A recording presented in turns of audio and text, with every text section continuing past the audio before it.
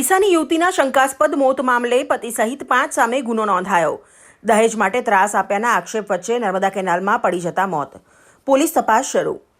ડીસાની રહેવાસી બિલ્કિશ બાનુના શંકાસ્પદ મોતના મામલે થરાદ પોલીસે પતિ સહિત 5 લોકો સામે ગુનો નોંધી તપાસ હાથ ધરી છે। યુવતીના પિતાએ સાસરી પક્ષ પર દહેજ માટે શારીરિક અને માનસિક ત્રાસ આપવાના ગંભીર આક્ષેપ કર્યા છે। મળતી માહિતી મુજબ બિલ્કિશ બાનુના લગ્ન આજથી અંદાજે 6 વર્ષ અગાઉ વાવ તાલુકાના માલસણ ગામે રહેતા કરીમભાઈ રેમતાભાઈ ઘાંચી સાથે થયા હતા। લગ્નના પ્રથમ 1.5 વર્ષ દરમિયાન દાંપત્ય જીવન સુખમય રહ્યું હતું અને આ દરમિયાન 2 સંતાનો પણ થયા હતા।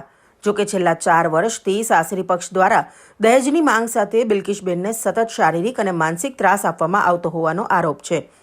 પરિવારજનોના જણાવ્યા પ્રમાણે અગાઉ પણ દહેજ તારા બાપને ત્યાંથી તું લાવી નથી, અમે ડિલિવરી નહીં કરાવીએ તેવું કહેલ તો અમે બિલ્કિશ બાનુને ડીસા લાવી ડિલિવરી કરાવેલ। ત્યારબાદ 2 મહિના બાદ પતિ કરીમભાઈ 2 દિવસ ડીસા રોકવી બિલ્કિશ બાનુને લઈ ગયેલ, પરંતુ ત્યાં ગયા બાદ શારીરિક અને માનસિક ત્રાસ આપતા બિલ્કિશ બાનુ કંટાળી ગયેલી હતી।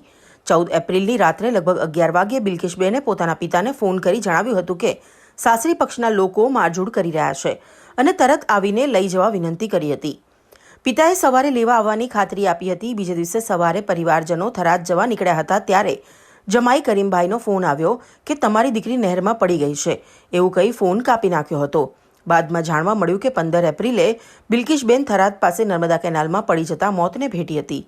આ બનાવ અંગે યુવતીના પિતા ઘોડાભાઈ ઘાંચીએ થરાદ પોલીસ મથકે પતિ કરીમભાઈ ઘાંચી, સસરા રેમતાભાઈ ઘાંચી, દિયર સત્તારભાઈ ઘાંચી, નબીભાઈ ઘાંચી તથા સાસુ મદીનાબેન ઘાંચી સામે ફરિયાદ નોંધાવી છે। પોલીસે ફરિયાદના આધારે ગુનો નોંધી સમગ્ર ઘટનાની તપાસ શરૂ કરી છે।